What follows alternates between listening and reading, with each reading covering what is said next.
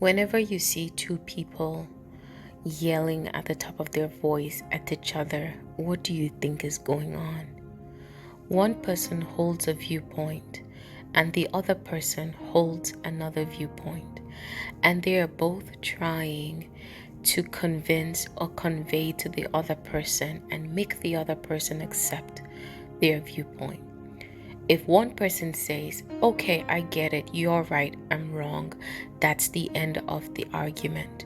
But for long as the both of them insist on their own way, they continue to yell at each other in a yelling match.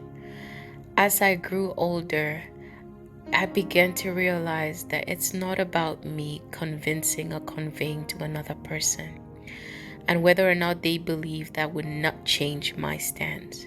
So I can say it once and I do not have to yell and I do not have to fight.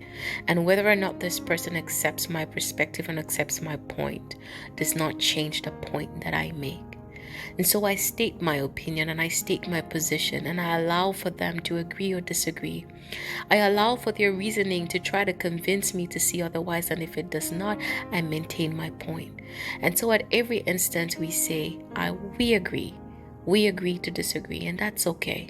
So whenever you find yourself in a shouting match with someone else, ask yourself this question: do they have to agree with you in order for your point to be valid? Can your point be valid irrespective of their position on this notion or this perspective that you have? Are they able to advance reasoning to you that can change or shift the way you have seen that issue?